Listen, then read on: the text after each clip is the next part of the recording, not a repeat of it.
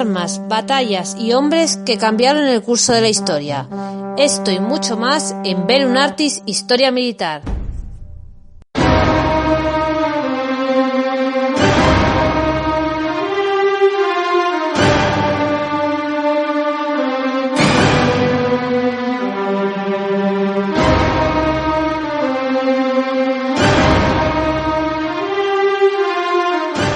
En el momento trágico de la jornada roja, en la feroz congoja de la traición horrible, brotó la flor altiva que nunca se deshoja, la flor de lo imposible. Lanzaron los clarines magníficos clamores, llegó el momento trágico. Los sables refulgieron con rayos cegadores, jinetes y caballos se irguieron voladores ante el conjuro mágico. Y allá fue la epopeya, jinete sin adarga para la empresa loca. Alcántara es un grito que el corazón embarga, Alcántara es delirio que va de roca en roca, lanzándose a la carga. Hermanos y rebeldes son carne destrozada por ansia de conquista. Adelante mientras hiera la espada, mientras el clarín vibre, mientras la patria asista. Se estrellan los caballos en la muralla viva de la morisca fiera. Viva el clarín agudo, nadie el mandato esquiva. Embisten contenido la tropa fugitiva. Baldón al que se rinda, laurel para el que muera. Hermanos y rebeldes son carne destrozada por ansia de conquista. El escuadrón avanza, la tromba ensangrentada prosigue batallando con fiebre redoblada. Mientras el clarín vibre, mientras la patria asista, se doblan los caballos y ruedan jadeantes. Alcántara no cede. Los sables se mellaron, son dientes de gigantes. Repiten los clarines sus notas arrogantes. Hay que seguir la lucha mientras un hombre quede. Al paso, los corceles no pueden ya ni al trote. Al paso, la jornada su horror sublime alarga.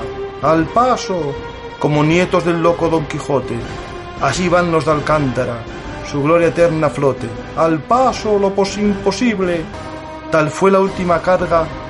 Busquemos las lecciones grabadas en la historia con lauro inaccesible. Y arriba, muy arriba, cual gigantesca gloria, esculpase de Alcántara la trágica victoria, diciendo, con su arrojo lograron lo imposible.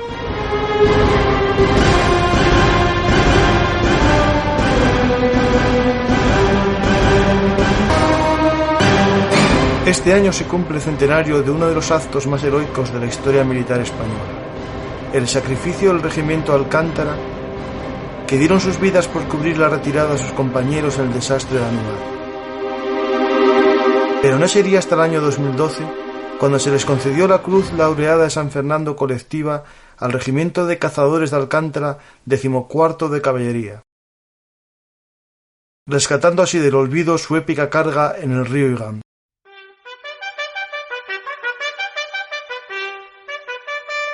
Viajemos de Flandes a África. Durante el reinado de Felipe IV, ante la necesidad de unidades montadas en las 17 provincias, se encomendó la creación de una de ellas al maestre de campo Juan Francisco Neystiem, el conocido como Trozo de Neystiem, creado el 19 de febrero de 1656, con base en Bruselas y formado por 8 compañías. Así reza su lema: Hoc nubila tolunt obstantia sicut sol. Cabalga como el sol, disipa las nubes a su paso. Sus estandartes de damasco carmesí, con sus cruces de Alcántara, ondearon orgullosos por los campos de batalla europeos, americanos y africanos. Bajo las órdenes de Juan de Austria, en 1657, socorrió a la sitiada Valenciennes.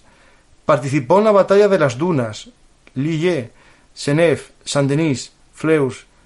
En la guerra de sucesión, en el bando borbónico, fue desplazado a Italia, donde combatió en Luzara, frente a los austriacos. En 1710 regresa a España, actuando en Zaragoza, Igualada y Portugal. En 1718 pasó a denominarse Regimiento de Alcántara, VII de Caballería, nombre que ha mantenido hasta la actualidad. Tras su participación en la Guerra de Independencia es disuelto en 1823. En 1844 reaparece como regimiento de lanceros de Alcántara, 16º de Caballería, acuartelado en Alcalá de Henares.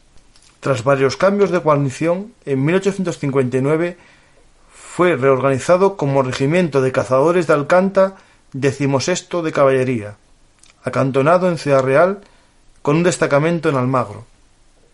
En época de Alfonso XII, tras la reorganización del ejército, queda como regimiento de cazadores de Alcántara, 14º de Caballería, con guarniciones consecutivas en Reus, Lérida y Barcelona. En 1895 embarcó hacia Cuba, donde combatió hasta el final de la guerra. Tras la derrota en 98, fue desplazado a Valencia, donde permaneció hasta el 8 de septiembre de 1911, en que se dispuso su traslado a Melilla, donde aún permanece como regimiento de caballería acorazado número 10. Fue en esta tierra africana donde su nombre se convirtió en leyenda durante la Guerra de Marruecos o del Rif, 1911-1927. Cuando el regimiento llegó a Melilla, existían 9 cabilas rebeldes que hostigaban constantemente a las tropas españolas, hasta que el ataque a un equipo topográfico en el río Kert da comienzo a una guerra abierta, en la que el regimiento Alcántara lucharía junto al regimiento de cazadores de Tasdís, número 29 de Caballería, y a las unidades de policía indígena montadas. Con la creación del protectorado francés en 1912 y el estallido de la Primera Guerra Mundial, se produce un paréntesis en las campañas militares en el Rif, que sirve al general Silvestre para organizar las fuerzas españolas, basándose en esa premisa básica que resume el coronel Saro Gandarillas, con esta frase: a partir de entonces, el regimiento Alcántara quedará subordinado a la actuación de los escuadrones regulares, pues los gobiernos entienden que no debe arriesgarse la vida de los soldados españoles si no es absolutamente preciso. En 1917 se produce una profunda transformación de las unidades ocasionada por el traslado de Tasdís a Larrache, quedando los 6 escuadrones de sables de Alcántara divididas en escuadrones, medios escuadrones y secciones a lo largo y ancho de la Comandancia General de Melilla. También se aprueba una reorganización en marzo de 1917, en el que se fija una plantilla de 968 soldados de tropa, 45 oficiales y 912 caballos. En noviembre de este mismo año se añaden a cada regimiento de caballería español un escuadrón mixto de 2 secciones, una de ametralladoras y otra de obreros y explosivos. Tras la supresión del escuadrón mixto por una segunda sección de ametralladoras en 1919, el regimiento quedaría formado por 7 escuadrones, 6 de sables y 1 de ametralladoras. La uniformidad de este periodo rompía con el tradicional rayadito, al introducir el color caqui y a partir de 1914 el color verde oscuro, más sufrido ante la suciedad que el blanco y que aportaba un mejor camuflaje en las arenosas montañas del Rif. Las cazadoras de cuello alto, con el número o símbolo de la unidad, con 7 botones de pasta marrón y 2 en los bolsillos, que en el caso de los oficiales tenían 2 más en los faldones. Siguiendo las últimas disposiciones, algunos oficiales, especialmente de alto rango, comenzaron a vestir guerrera de cuello vuelto y abierto, que permitía ver la corbata y la camisa. Las prendas inferiores, calzones tipo bombacho y polanas altas tipo leggings, de cuero de color avellana con espuelas, eran similares para todos los jinetes, indiferentemente del rango. Tras el abandono del salacot, a comienzos de 1920, se comenzó a emplear de forma habitual, en el caso de los oficiales, la gorra de plato, con 2 lanzas con banderolas, con una corona sobre ellas, emblema del arma de caballería.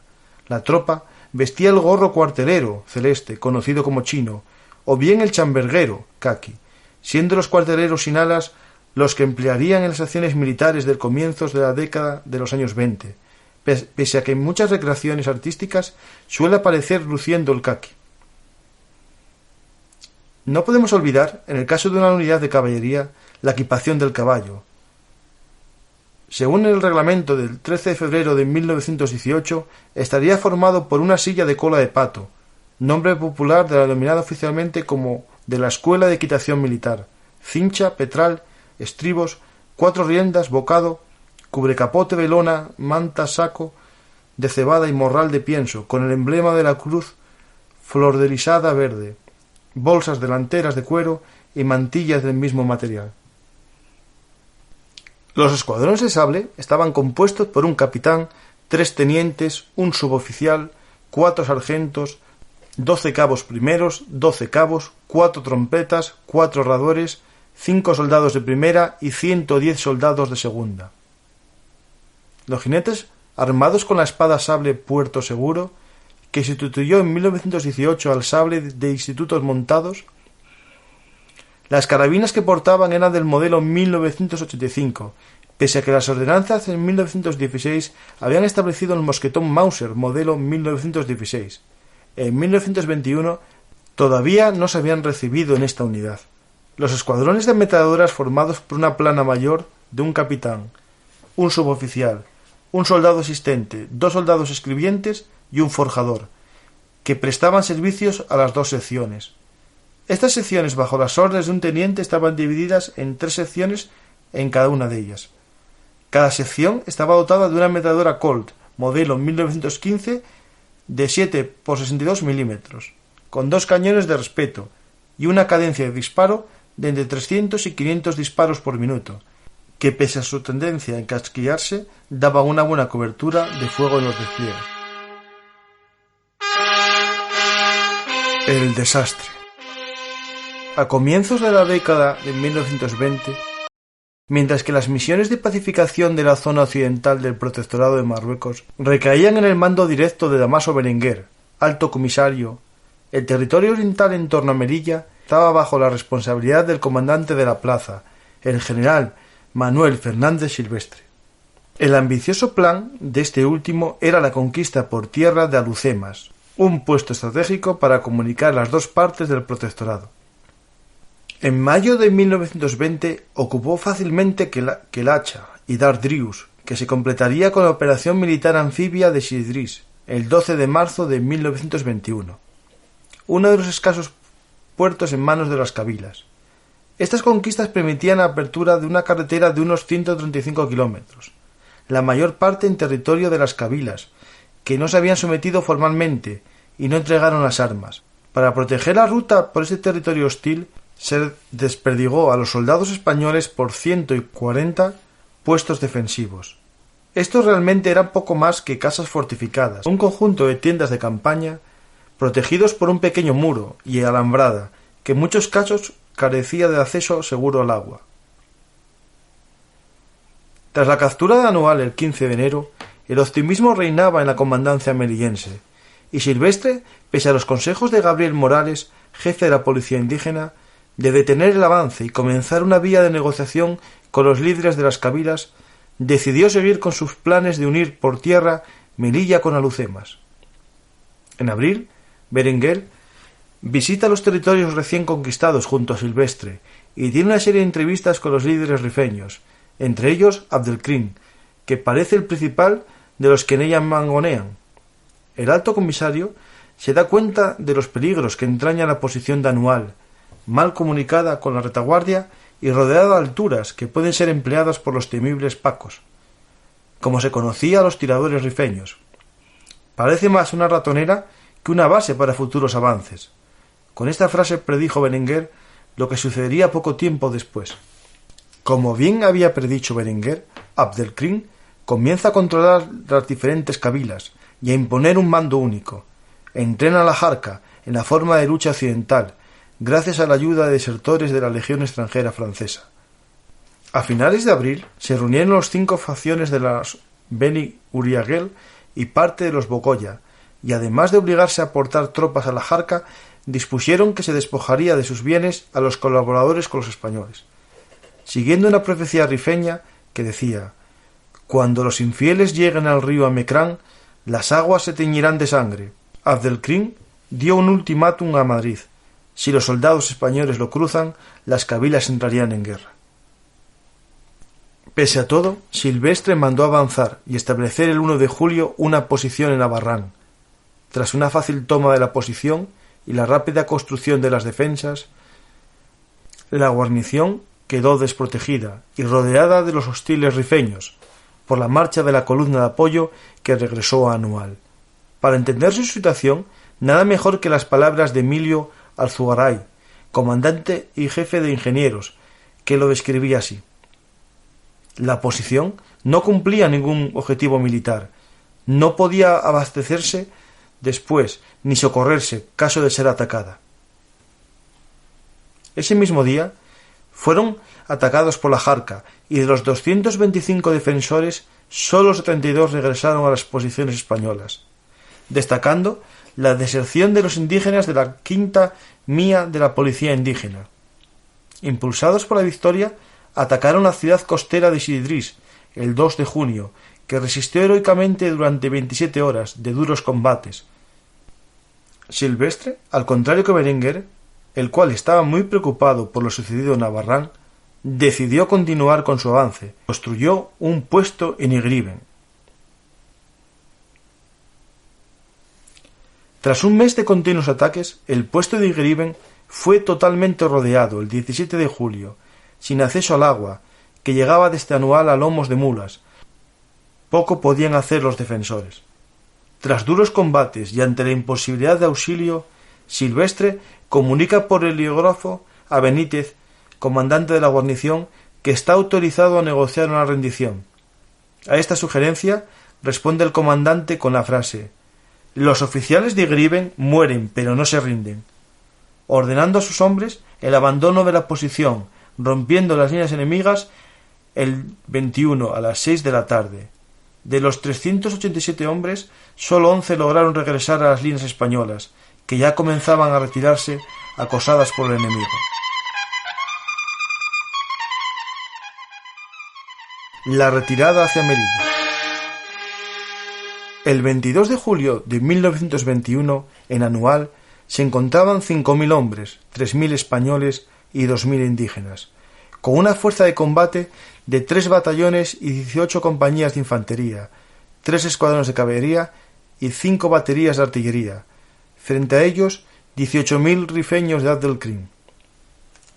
Mientras tanto, el teniente coronel Primo de Rivera, segundo al mando del regimiento Alcántara, tenía desplegados los 5 escuadrones del regimiento, 4 de sables y 1 de ametralladoras, con 32 oficiales y 685 soldados en Izumar.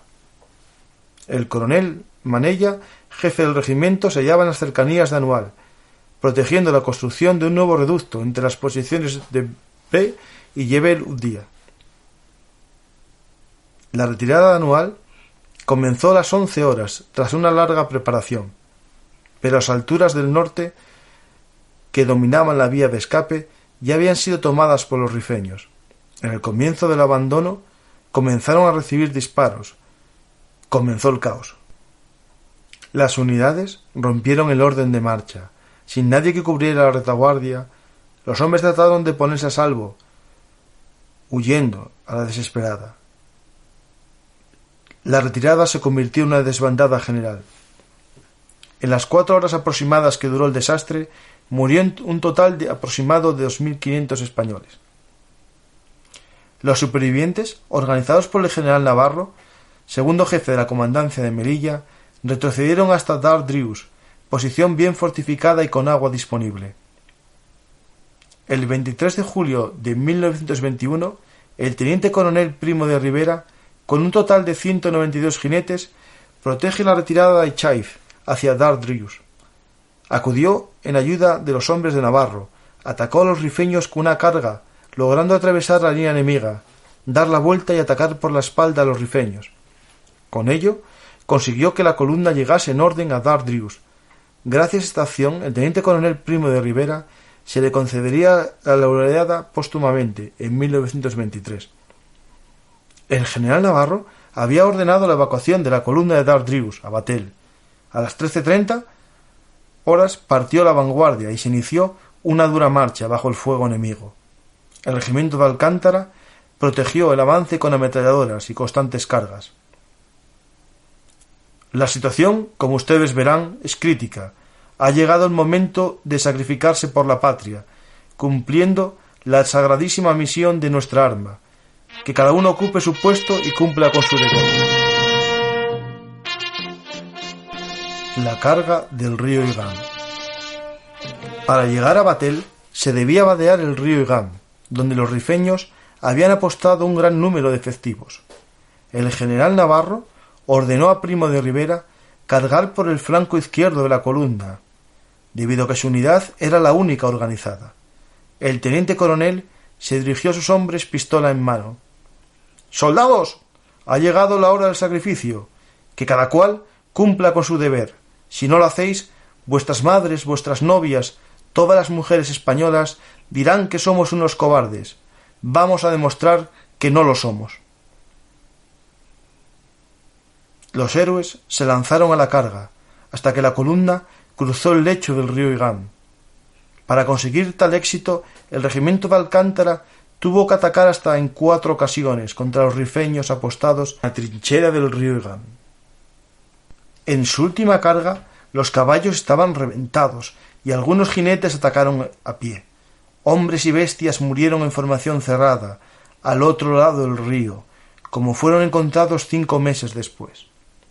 En esta gesta murieron 28 de los 32 oficiales y 523 de los 685 miembros de la tropa, pero lograron salvar a la columna de Navarro, que llegó a la posición de Batel gracias a su sacrificio.